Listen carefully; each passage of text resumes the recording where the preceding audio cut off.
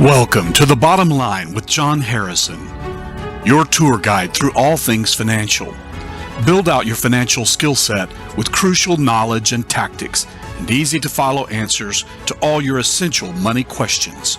And now, your host, certified financial planner, ordained minister, multi-published author, and president of Aspire Financial Advisors, John Harrison.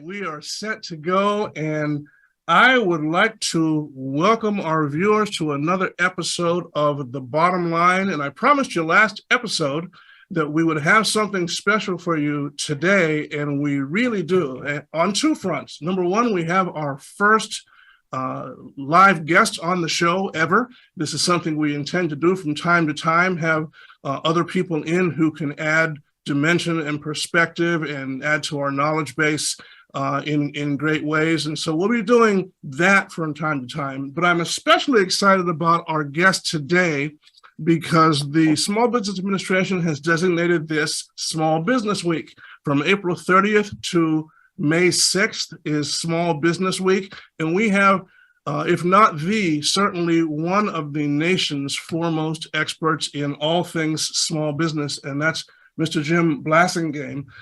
He has an impressive bio. You can Google him and find a bio on Wikipedia. Most of us don't have one of those, but he started out working for large firms like Sears and Xerox and such, and then migrated into the world of small business and started a nationally syndicated radio show. I believe it was way back in 1997, so 25 years ago.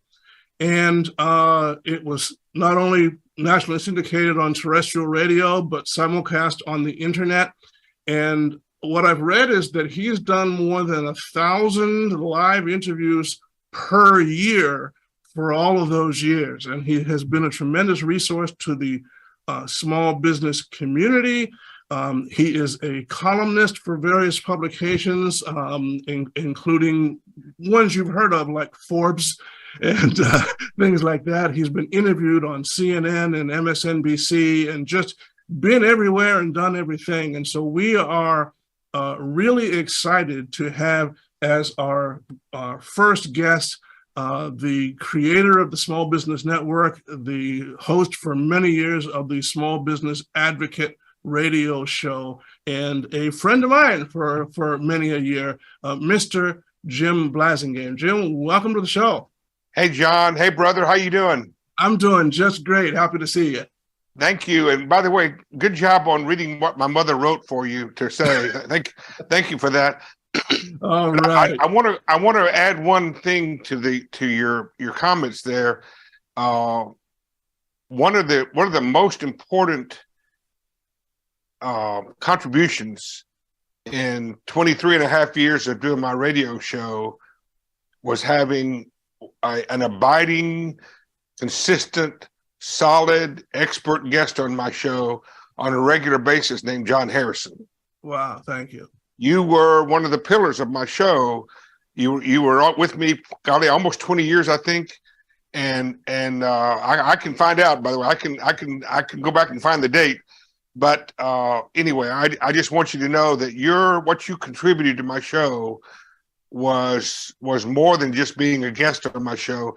You contributed some real important meat information for small businesses from a financial management standpoint, retirement, and doing it the right way. That was another part of your world, is doing it the right way. And I just always admired you for that. And I feel very honored to be here on your show today. Well, awesome. I thank you very much for the kind words. And it's a mutual admiration thing. I really enjoyed being on the show. It was just to give our viewers a little bit of background. I had written a book years ago, Making Mammon Serve You, a biblical manual for money mastery, and hired a PR firm to help get me some exposure. And they made the initial connection between us, and we just kept going ever since. It was not. We launched that book on my show. Yeah, absolutely. So this is really awesome. And I guess I wanted to start by asking you Given that your initial background in business was for working for some very large corporations, how did you make the migration? How did you make the transition into the small business advocate? It was, I'm going to pick at the word you used there. You called it migration. It was more of an ejection. Ah. I was downsized twice in 18 months in the 80s. I was a good corporate employee for 23 years. I'd gone from being a delivery man to a commission salesman to management to executive level. And I was the president of a company that was owned by a larger company at one point in time. Okay. So I'd gone from driving the truck to buying the trucks, right?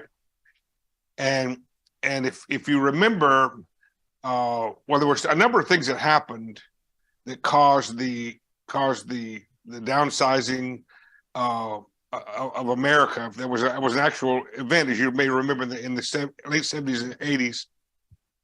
I got downsized twice in 18 months. And the second time I was looking, I got a phone call, 8:30 one Monday morning, telling me that, hey, it's been great, but we got a plan, but you're not part of it anymore. Wow. And so I sat down, I hung up the phone, and I sat down, and I was running a national sales organization at the time. And so anyway, I sat down, I said, well, I guess I better get my resume dusted off. And I addressed the keys, and I couldn't make my fingers work. And I sat back and thought about it for a couple of minutes, and I said, I don't need help screwing up my life. I can do that by myself. and I sat down, and my fingers worked this time, and I typed in Jim Blassingame and Associates, business consultants. My associates at the time were my Macintosh and my laser printer. All right. And I had always wanted to own my own business, having served customers for 20-something years. If you're a professional salesman, you're a consultant. Right. You're helping them solve problems. And so I just believed I could do that. And I wound up doing that. And I had another motivation. I had two teenagers and 2 mortgages. That'll roll you out of bed in the morning. Absolutely. Well, that's interesting. I never knew that far back in the background, and it makes a world of sense. And there's a whole cohort of my generation, baby boomers, who were in their 40s and or so in those days, who found themselves. I mean, I met a bunch of folks who were like that. Yeah. That happened to them, and they just took what they'd learned and turned it into a business. It was that's what made the 90s the decade of the entrepreneur. Yes, I mean, I'm thinking of a client that I have that worked for a very large, well-known computer firm for many years, and then got unceremoniously shown the door in one of those downsizing waves. And he told me, never again. I'm going to start something, but I'm not going to be at the mercy of that again. And within 5 years, I became unemployable. Once you get out, and even though you worked harder than you ever work in your life, yes, as a business owner, you finally get to the point where you become unemployable. Right. Yeah. Unless you end up as CEO of something like, well, even if you do end up as CEO of Microsoft, you don't need the employment. But I mean, if you're something smaller than that, you've been out of the loop, and they don't want you. So, speaking of owning a business, starting a business, you see a lot. I mean, everything from people's social media profiles to just, all the videos on YouTube about everything from, the gig economy to people having side hustles to their profiles where everyone describes themselves as an entrepreneur. And I'm wondering, are there technical definitions of these words? Are they all the same thing, or are they points on a spectrum? business owner, entrepreneur, or somebody with a side hustle? How do you differentiate between those things, and if so, how? Well, that's a really important question, and I have debated that. I've debated the entrepreneur thing with professors over the years. They like to think that an entrepreneur is only someone who has created what they call a gazelle company that can go from 0 to 500 employees in 5 years and then go public, that kind of thing. A lot of people think that's an entrepreneur, but that's not true. An entrepreneur, the technical definition of an entrepreneur, in my opinion, is anyone who has an idea that they think they can capitalize on. Only Steve Jobs could create a solution and go find a problem. Right. But most people have to find a problem and then identify the solution. And that solution is their idea. Like that former employee who had been helping people solve problems with the products of their company all those years. Then they get sent, sent packing, and they say to themselves, hey, this is my opportunity to fill that niche. And they do it. Now, here's the difference. An entrepreneur is a mindset. But I know a lot of entrepreneurial minds who could never create a company for that. If you're going to be a successful entrepreneur, you also have to be a successful business manager. And I also know people who were entrepreneurs, but who were smart enough to realize they weren't good managers. So they hired a manager. And they kept themselves in the creative focus, if you see what I mean. But they were smart enough, as Clint Eastwood's Inspector Callahan said, a man's got to know his limitations. Yes. And they did that. I've seen founders of companies demote themselves to EVP and hire a president. They still own the stock, but they knew they weren't good. It wasn't part of them. They weren't good managers. Anyway, so back to your question, entrepreneur is the vision, but vision doesn't ride on air. It rides on performance, on dogs that'll eat the dog food. Right? You got to make something that the dogs will eat, and that's customers wanting your product, and then you have to manage it, which is your world. You have to manage it financially, and then keep it going. So on the side hustle thing, you could say back in '89 when I started my company from scratch, I literally printed out 8 business cards on a card stock. I didn't have them perforated, and I cut them out with scissors very carefully. And by noon, I was on the street saying, "Hi, I'm Jim. How do you like me so far?" Right. Now you could say, I came back that day with clients, by the way. You could say that was a side hustle, meaning, so if somebody come along the next day and offered me a real job, I can't promise you I wouldn't have taken it because I had 2 kids and 2 mortgages. Right. But still, the side hustle is it's an augmentation. It is a supplement. It is not a business owner way of life. I see. Does that make sense? It does. I like that. And it makes it also very possible, as you described, start out something that could be rightly described as a side hustle and grow into a real business. And that has happened. That has happened with people that could do that. And that's the beauty of entrepreneurship, right? It really isn't all that defined. It isn't. It doesn't have rules that you have to go by. Oh no, you broke the rule. You can't come in here. That doesn't happen. There's a gazillion ways you can use the entrepreneurial thing. Here's something to remember though, really important, I think. And I think you'll agree with me on this. With few exceptions, only in America. What has made America great has been at its heart the fact that we allowed people to try. Yes.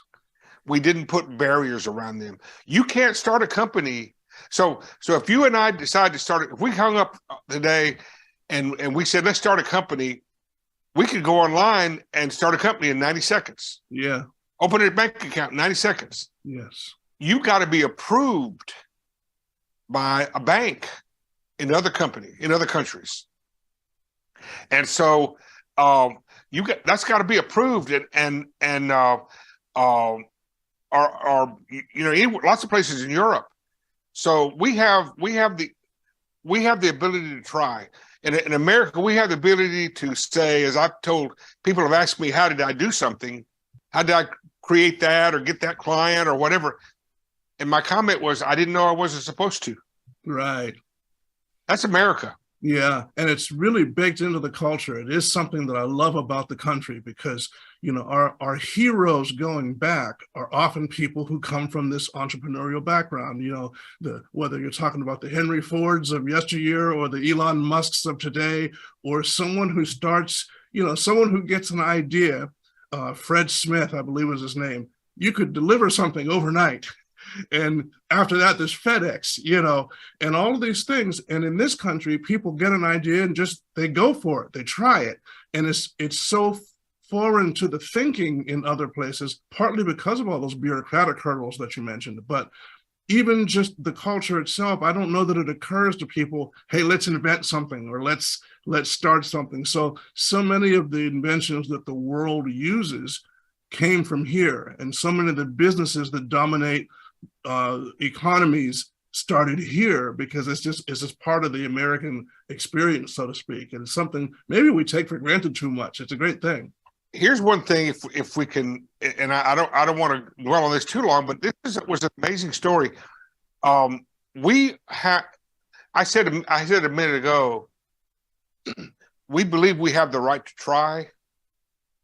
We also have the right to fail. Yes. That's the key to entrepreneurship. You can't really be an entrepreneur if you can't be comfortable with failure. Yeah. Now, when I say failure, I don't mean abject thermonuclear spin, crash, and burn failure necessarily. But if you are an entrepreneur, you're going to fail a lot of times before you land on the thing. Maybe little bitty failures, or maybe bigger ones, but you have to get comfortable with failure. But here's an interesting story. Excuse me. Several years ago, I gave a speech in Copenhagen, Denmark. And I liked, whenever I travel, I like to go into businesses and talk to them, people, the owners. And I walked into this maritime, Denmark's right there on the water. I mean, it's water everywhere. So I walked in this maritime antique shop. He had some of the most amazing brass work, ancient antique stuff there. And I was talking to the owner. And I said, what are your expansion plans? What are your growth plans? And he said, well, I'd like to open up a shop on the other side of Copenhagen. I said, what's holding you back? He said, well, I've just got to make sure everything is right. I said, so you're not going to take a risk? I said, why don't you just go for it? And I was pushing him a little bit. And he said, oh, I mean, you would have thought I threw a snake on him. Oh, no, I can't risk more than I could lose. And I didn't understand what he was saying. And I asked my hosts next day, I asked them why he acted like that. And they said, because in Europe, if you fail, your entire family fails. If you bankrupt, you're branded as a bankrupt, never to recover. Your children, it falls on your, remember the passage, the fathers have eaten sour grapes and the children's teeth are set on edge? Yes. That's Europe's approach to entrepreneurial failure. This guy that I was talking to was so afraid of failure, he wouldn't take the next risk. Wow.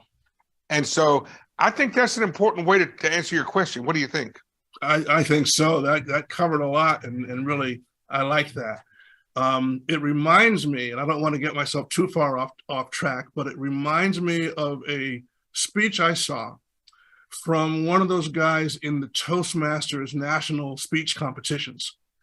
And he talked about failure. He had opened a franchise, a Subway sandwich shop, and it failed.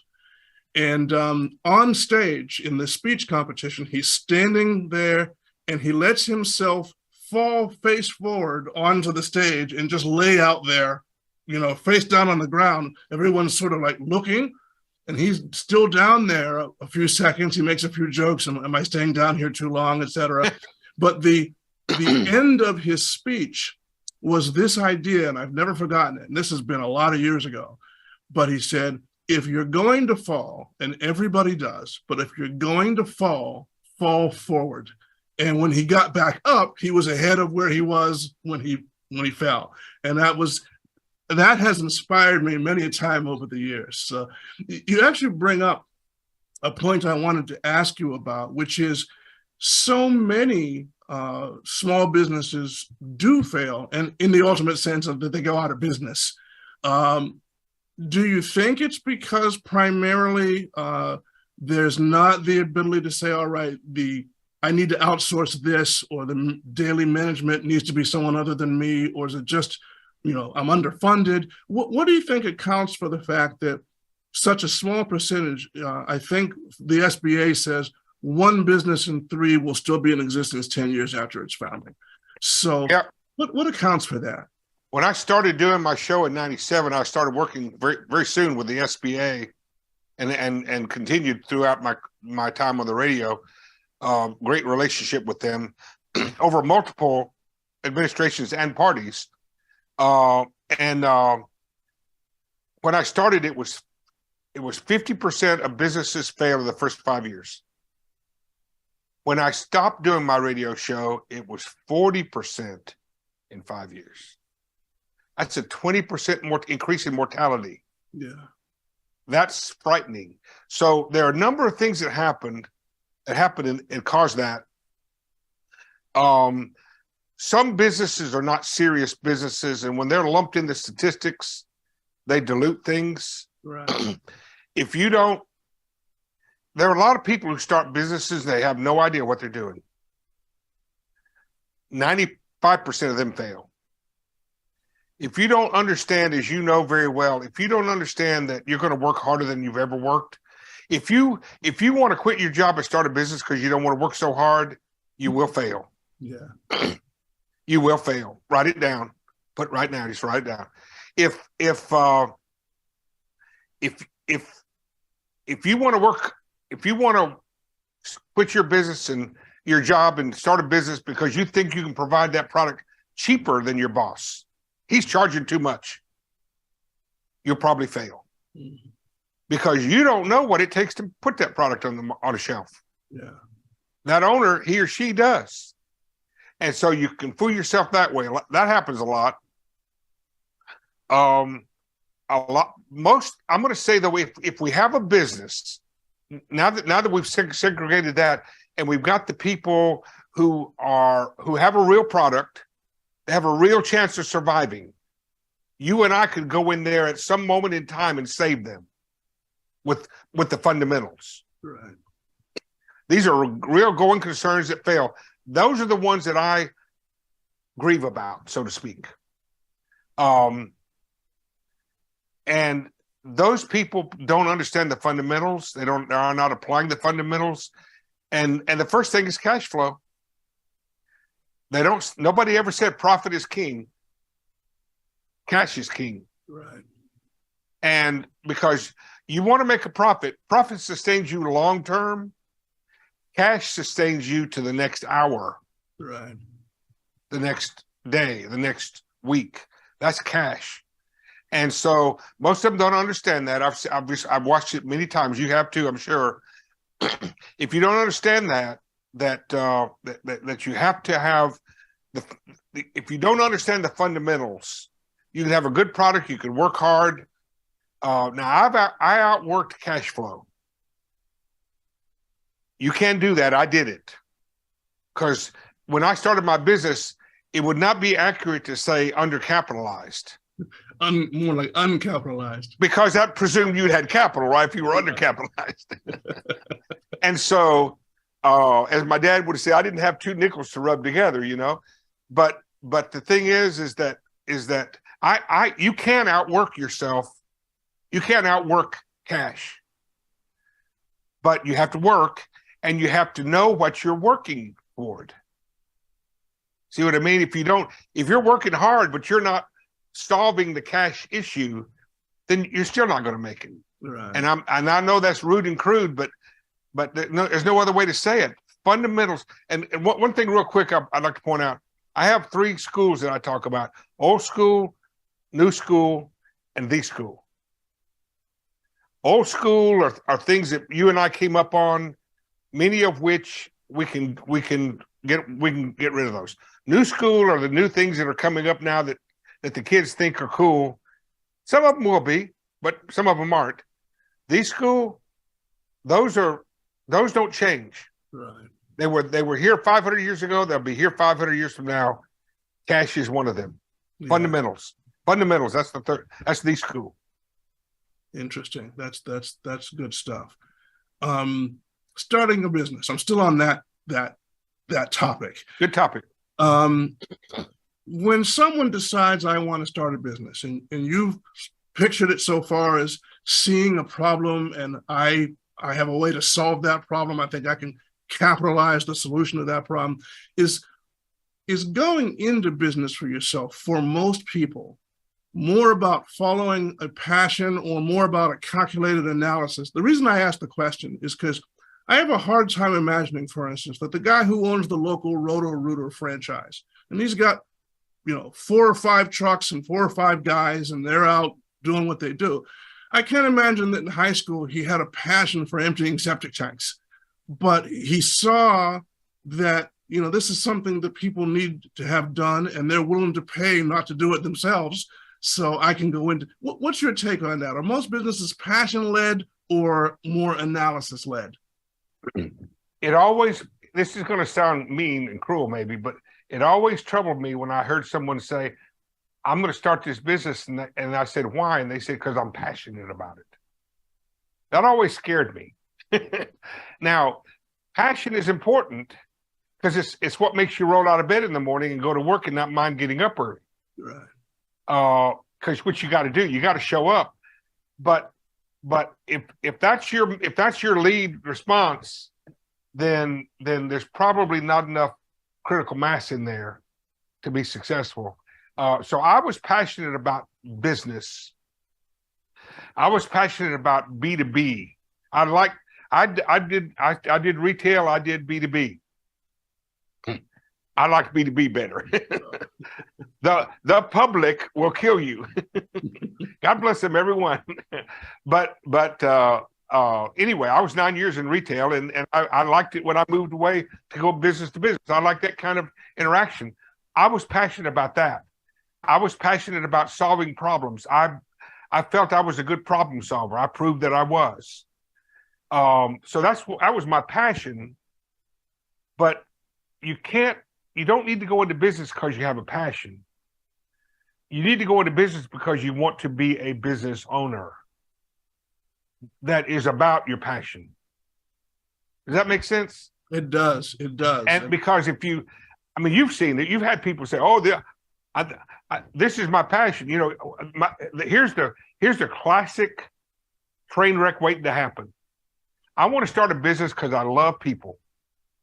This is the one that will just get out of the way because you don't want to get in the blast zone to this one. Yeah. I'm going to start a restaurant because I like to cook. Most people don't. I'm passionate about cooking. In my line of work, I love sitting with people and working them through the math of what they have to accomplish as they approach their retirement and all these things. And the face-to-face interaction and watching the light bulb go off over someone's head. I love that. And it's not the majority of what I do. There's so much that's part of the business that I'm not passionate about, but it's an essential part of what I the compliance burden is enormous. The background management stuff, I'm not passionate about, but if I didn't pay attention to that stuff, I wouldn't have a business. It wouldn't keep going. Well, that's the thing. I think one of the great metaphors is we often call our business our baby. It's my baby, right?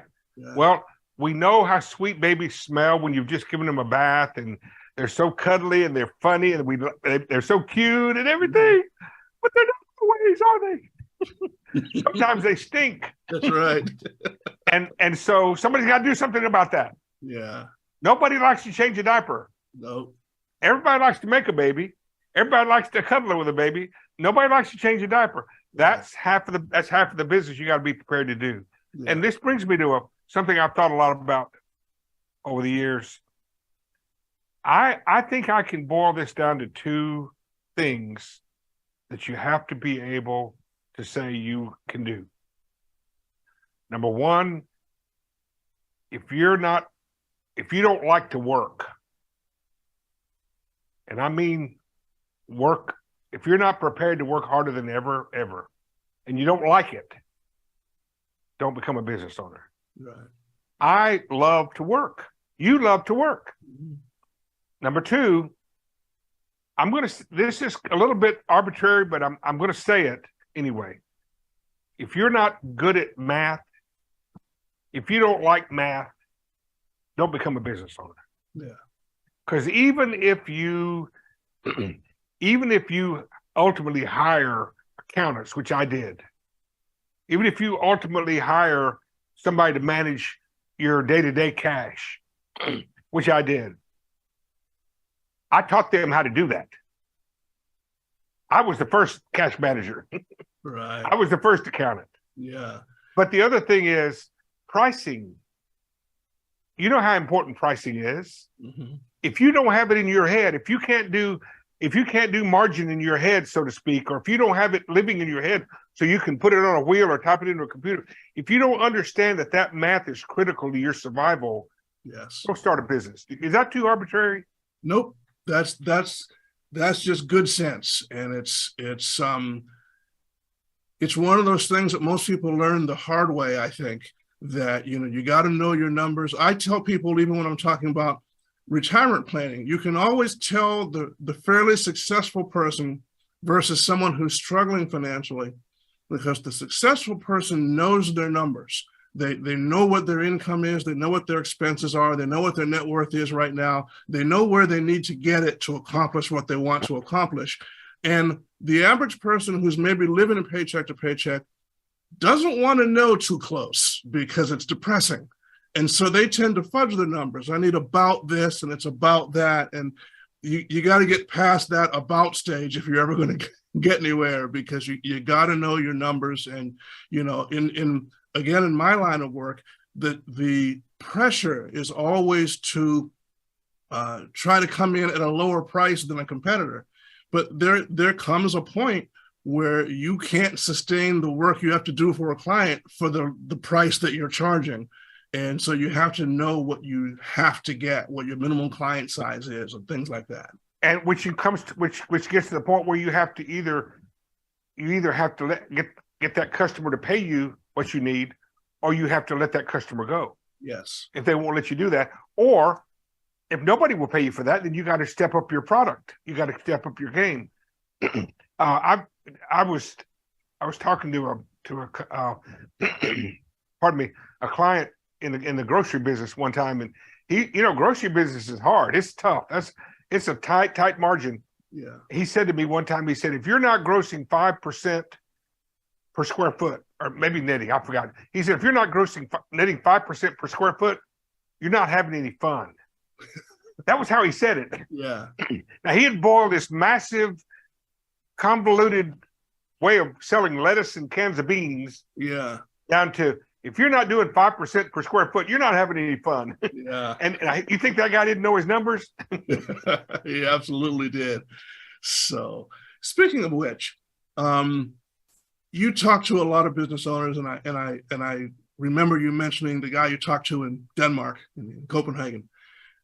As you just move around your life today, what's your general sense of the mood on Main Street? Are business owners generally optimistic? I mean, I know we're in a tough economic time right now where we've got inflation, and we're either flirting with recession or we're already in it, depending on how people look at that. But what's your general take? Long term, are people like, yeah, this is like another cycle, we're going to come out of it and we'll be fine, or are people more pessimistic than you've seen them in the past? What's the mood on Main Street? Well, John, as you as you may know, I've published a newsletter since 1999 every week. I haven't missed an edition on Sunday afternoon since 1999. And over the last at least 20 years, we've had an online poll in that newsletter, and we posted it on LinkedIn and other places. And at least 4 times a year, I ask my audience, my online audience, what do they think about the economy? And I would do it this way: how does your business look? I'd actually poll them twice. I would poll them, how did your business do last quarter? And then I would say, how does your business look for the next quarter? And so a number of different ways. And so one of the things that over the years that I think that I got to the point where the first one would be, we're doing great. Second response would be, we're doing pretty good. The third response would be, we're okay, but it could be better. The fourth response is, I don't think we're going to make it. Okay? So first and fourth, we're great, we're not going to make it. For most of the good times, the medium times, so to speak, the first number and the bottom number were pretty close to the same. Interesting. 2020, 18, 25, 25, that kind of thing. But what that meant though was that 3/4 of the people were keeping their head above the water usually. And the bottom 25%, those are the ones we talked about earlier. But what I started picking up on is how to tell the trend. If that top number dipped below 20% into the teens, I knew we were seeing a trend, because those were the Pollyannas. Right. Those were the happy folks. And whenever they started dropping, I like to see them in the 25% range. As you may know, I also reported every month on the NFIB survey. I tracked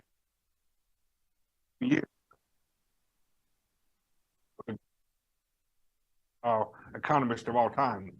And so anyway, we just did a poll, and the top group was in the teens, and the bottom group had gone up. Wow. So I'm going to say for this next quarter, there's a little bit less optimism. I don't think people are worried about the next 3 years necessarily.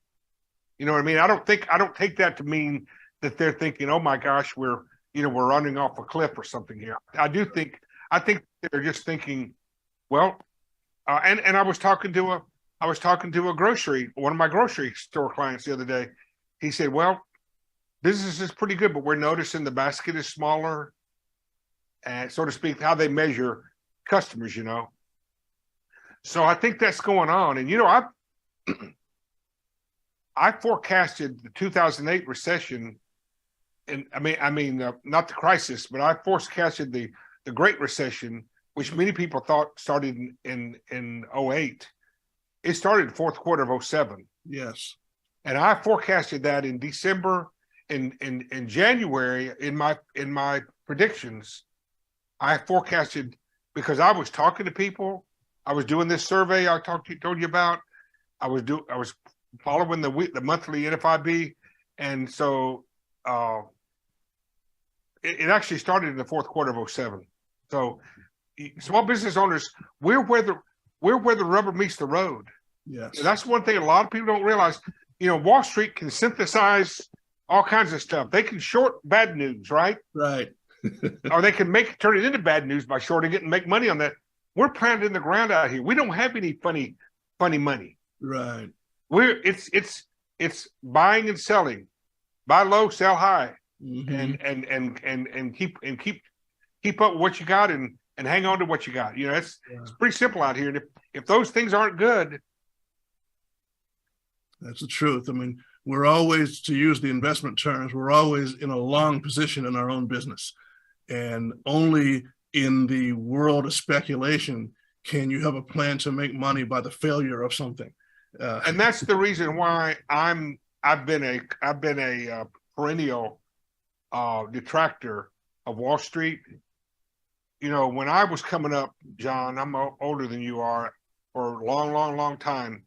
And you've heard this, Wall Street is a leading indicator of the economy. Mm-hmm. Wall Street hasn't been a leading indicator of the economy for 20 years. Right. It's merely a leading indicator of itself. Yeah. There's no, and one of the reasons is because the top 100 companies, 60% of their business is outside the country. Right. McDonald's. Did you know that McDonald's does 70% of their business outside the United States? It's hard to imagine, but yeah. So how can their world reflect our world? Right. Right. That's the truth. You gave me a great segue into something I wanted to talk about. And that's some of your books. You have written, I guess, 4 or 5, but I'm particularly aware of 2.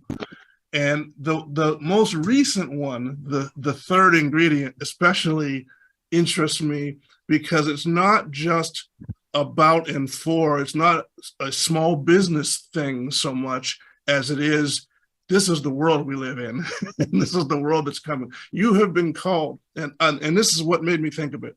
You talked about forecasting the Great Recession, and the book, The Third Ingredient, has been called by many people prophetic, and I found it interesting. And I must admit, I usually flinch a little bit when I hear that word. I'm not always a big fan. You being a minister, I can see that. And I always think of futurists from my childhood, I guess, who told us things like we'd all be wearing paper clothes by now and things like that. But I look at this book and the third ingredient, and I don't know if I will even show on camera, but we'll talk about it. But it's amazing to me. Number one, it's already 5 years old. It came out in 2018. It seems like it was just last year or something. But this is before anybody knew about, let's say, FTX, which is the big crypto exchange that one day it was there and the next day it wasn't, and people are out billions of dollars, and they'll spend millions of dollars and many, many months, maybe years, trying to find where the money went. And it's just one of those ethical implosions. And so I was wondering if you could tell folks a little bit about what is this book, The Third Ingredient, about? The subtitle says, The Journey of Analog Ethics into the World of Digital Fear and Greed. You have a premise that starts the book, that we're moving out of the analog age and into the digital age, and that's going to have implications for how people behave toward each other in the world of business. Give us the elevator speech or the kitchen table speech about what's this book about? Well, thank you, John. I appreciate that. You did a good job there of summarizing. I want to come back to your definition of FTX. It was here one day and it was gone the next. Does that sound like a vapor? Can you grab a vapor? No, you can't. You can't. So I'm a critical mass guy. I want to I like things you can hold on to, things that are real. And so you brought up the term ethics, which this book is about ethics, and it's about our journey. That book spans 10,000 years, 8,002 BC to 2102 AD, and there are 8 stories in there. I use characters, as you know, to tell the story, mainly because I wanted to write a book about ethics, but you can't write a book about ethics in narrative form without being preachy. Right. And I didn't want people to think I was preaching, although I'm capable of it. I just didn't think they'd like that. Yeah. And so I decided to have characters tell my story. But here's something that that here's the way I like to explain to people why now is different. Because I've actually spoken to futurists about what I just said, and I've actually had futurists, older guys, older knucklehead futurists who said, oh, this will just be like all the other times we've gone through transitions. No, it won't. This is different. I mean, there are a lot of things that we've said was different that weren't, but this is. And here's why. Humans took 10,000 years to go from mammoth to mainframe. In that 10,000 years, that was an analog existence. Speed of sound, RPMs, handshake, hammer, and analog leverage. 10,000 years. So much so, ingrained in us so much that the ethical things that you and I practice diligently, consciously, we're really not that conscious. It was just who we were, how we did things, why we did things. When you and I, when you promised to be on my show, we called you or emailed you and said, can you come on the show? And you said, yes. I didn't call you up and say, now, you're going to be here, right? I didn't do that. Right. Because I knew you were a man of ethics. You would be where you were. I almost never had anybody not to show up. But if you didn't, well, those weren't ethical people. Right. So that's a simple example. But we took 10,000 years to go from mammoth to mainframe. In your lifetime, in my lifetime, that was, and by the way, that's 500 generations. In one generation of life, we've gone from mainframe to mobile. Human beings, analog human beings like you and me, analog human beings are not ready for that kind of leverage acceleration. We didn't have digital leverage for 10,000 years. Now we have it, and we've had to get ready for it and learn how to use it so it doesn't kill us in a lifetime. Yeah. That's too fast without us talking about it and thinking about it. And people are now doing that. Elon Musk is talking about it, right? You've heard some of his comments. But here's what's being missed.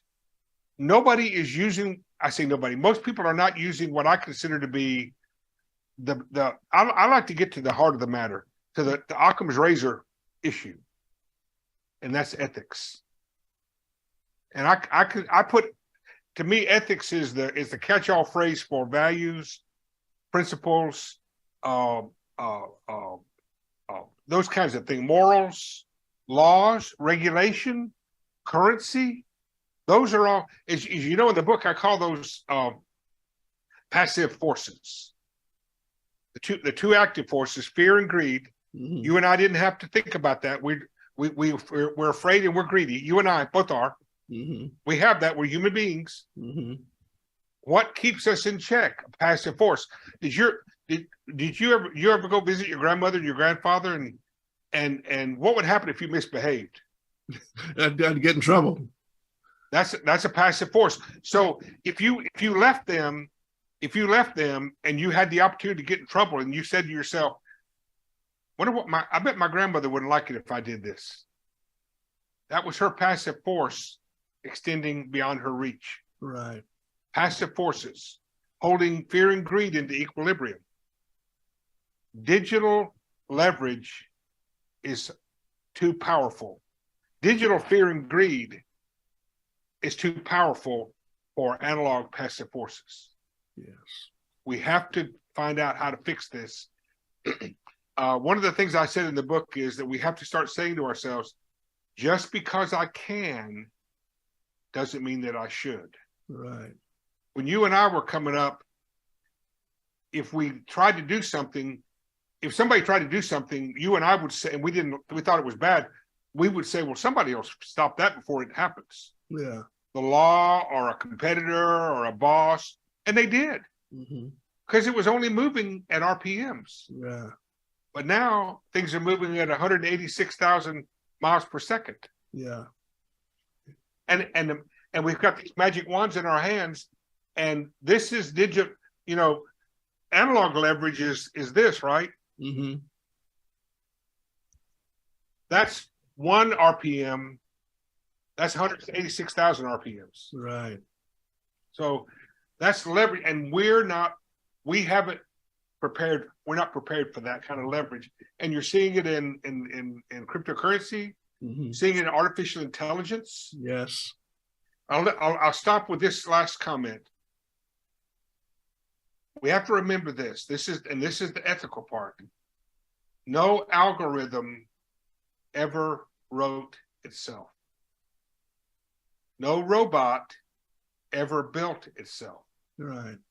Only analog humans created digital algorithms and digital robots. Yeah.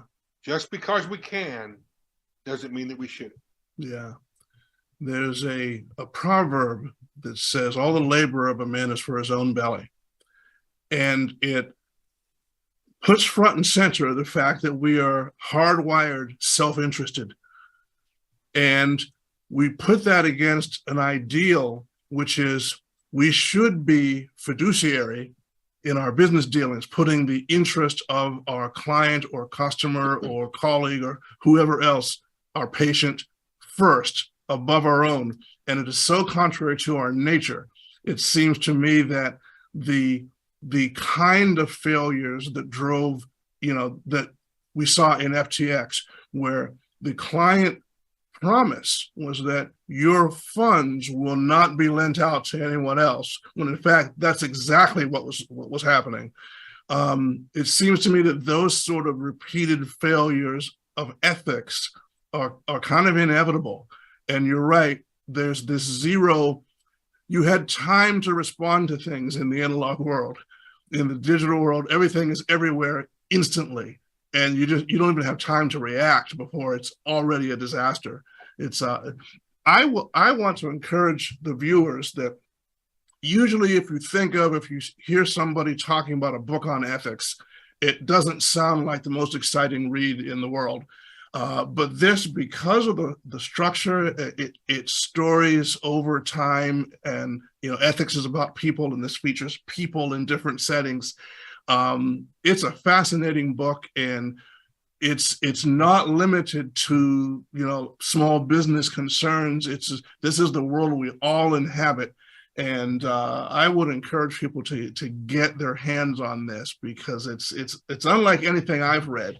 And I've observed some of the things you talked about without maybe having as succinct a way to put them. I always remember thinking, there's a certain period of time between the invention of the wheel and the invention of the automobile. And then you contrast that with the amount of time between the invention of the automobile and the invention of the space shuttle. It's almost no time flat.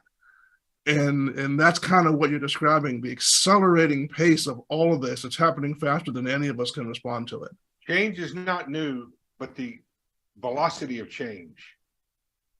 Humans are prepared for change. We're hardwired to deal with change, but we're not hardwired for this velocity of change. I'd like to make one quick point about your FTX example, which continues to be a good one. They said they wouldn't do something and they did it. Right. There are laws against that. Yes. There are already passive forces against that. You can take them to court. You can sue them for breach of contract. You can sue them for violating regulations. Pardon me. That's passive, old-time analog passive forces. Mm-hmm. The problem is the thing that they were leveraging, they could move it faster then we could catch them doing it. They could do more damage with it, if you see what I mean. Yeah. They could the leverage is greater. Our leverage was if I wanted to tell somebody something when I was 20, I had to make if I want to tell 10 people, I had to make 10 phone calls. But now I can push a button and send it to 1 million people. Yeah. That's the difference. It's not that they broke contracts and broke laws. We can fix that. It's that they had the power in their hand to do damage. In the book, I called it collateral damage and impact, where I talked about, you know, the difference between in an analog world, you know, the damage you could do with that leverage as opposed to the digital world. As we know, it was billions of dollars. It was on a record scale because they had the ability to push a button and do all of that. Same thing happened in 2008 with the financial crisis. Yes. That was the first, in my opinion, the first real digital breach of what we're talking about right here. Yeah, that's fascinating. One thing I know I want to ask you, because you've had so many years of experience dealing with these issues and, you know, talking about them and interviewing people and being a consultant and being a columnist, you have to have heard just a tremendous amount of advice for people who are either small business owners or thinking about becoming small business owners. So I'm going to ask you a hard question. It may not even be answerable, but is there a single most impactful piece of advice that you've ever gotten or given and said, this one thing, you know, this has made more of a difference for me, or I think will make more of a difference for listeners than anything else I've come across? Is there anything that fits that bill for you? I'm going to answer that through my mentors.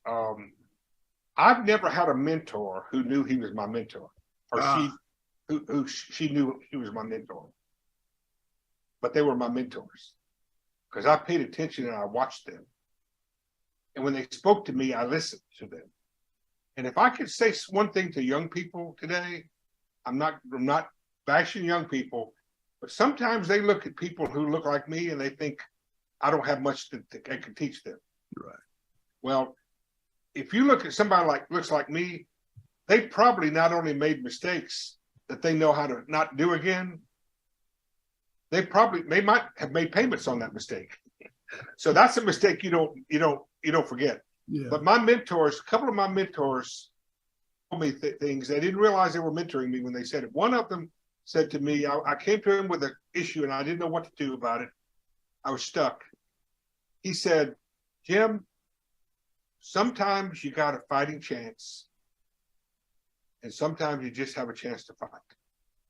Mm-hmm. And when you decide which one of those you have, you'll know what to do. Wow. Right? And if you're an entrepreneur and a hardhead like me, you know, it probably believes in himself more than he ever had a right to believe in himself. You'll push that envelope and until it gets too expensive. And either you'll stop or the world will stop you. Yeah. Right? But also you have to go find out, what is this? Do I have a chance to fighting chance or just chance to fight? You have to push that envelope. So that's something, and that works for everything. Yeah. Keeping a customer or client, cash flow, product development, it works for everything. And another mentor once said to me one time, he said, check your position. And what he meant was, look around you. What's happening? How is the world responding to you? Check your position. Is your personality making people come toward you or run away from you? Mm.